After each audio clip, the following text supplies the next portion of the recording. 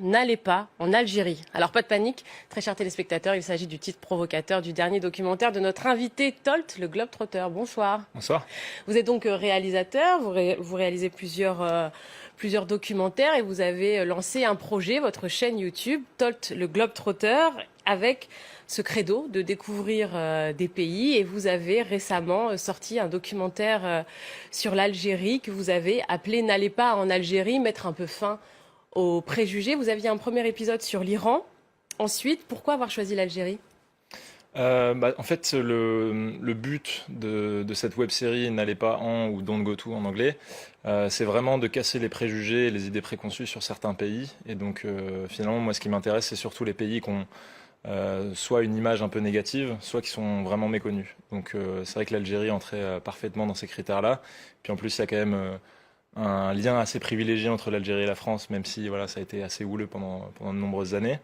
Et donc, c'est un pays qui m'attirait énormément. Alors, votre vidéo a été mise en ligne il y a une semaine. Il y a déjà 500 000 vues. On va regarder un extrait.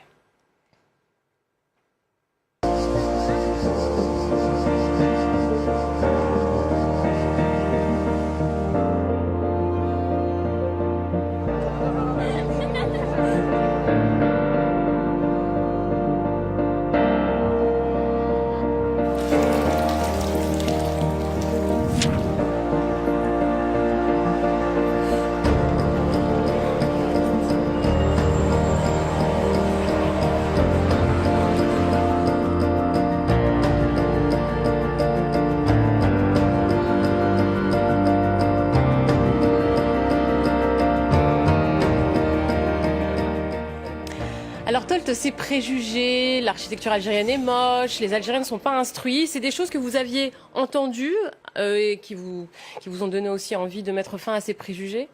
Alors, il y a toutes les phrases que j'ai mises dans la vidéo, c'est pas forcément des préjugés que j'ai entendus mot à mot. C'est surtout, en fait, c'est vraiment le principe, c'est que je mets des phrases qui sont l'opposé des images qu'on voit. Donc, parfois, c'est pas forcément des choses qu'on entend.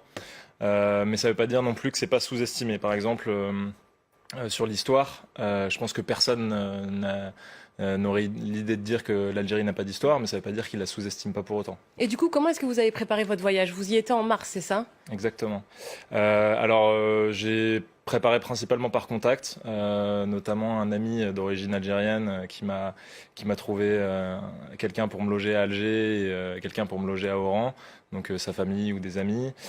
Sinon, j'ai eu recours à un guide Touareg pour visiter le désert, donc voilà, c'était surtout par contact et évidemment, c'est assez compliqué de trouver des agences pour organiser des vrais voyages. Mais bon, moi, je préfère de toute façon organiser de cette manière. Alors vos images sont très belles, je dis ça en toute objectivité, mais quels ont été vos plus beaux souvenirs, vos plus belles images en Algérie ? Je pense que le désert, honnêtement, c'est quand même l'un des gros atouts de l'Algérie, même si j'avais déjà fait un très beau désert en Iran. Après, je dois dire quand même que Tipaza, c'est quand même un lieu qui est assez extraordinaire.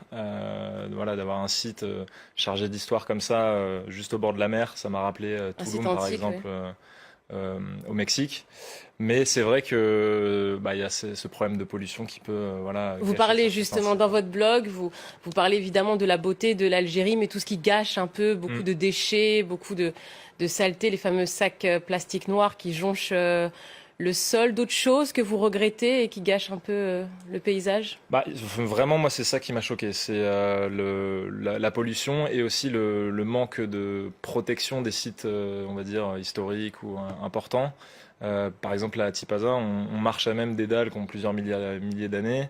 Et aussi, voilà, c'est pas vraiment bien mis en avant, il y a très peu d'explications, donc ça c'est dommage, on sent qu'il y a un potentiel qui est vraiment inexploité. Ça a été compliqué de partir en Algérie, parce que ça c'est pas un préjugé, des fois d'avoir un visa ça peut être compliqué. Ça a été compliqué, moi ça va, j'ai eu de la chance, mais je devais partir avec une autre personne qui devait m'aider à faire un documentaire de 26 minutes, cette personne n'a jamais eu de visa, donc forcément le documentaire de 26 minutes a dû être abandonné, donc je pense que c'est un peu au petit bonheur la chance, quoi. Bon alors une dernière question pour terminer, si je vous dis 1, 2, 3. Vive à l'Algérie. Et voilà, merci Tolt d'avoir été avec nous, merci à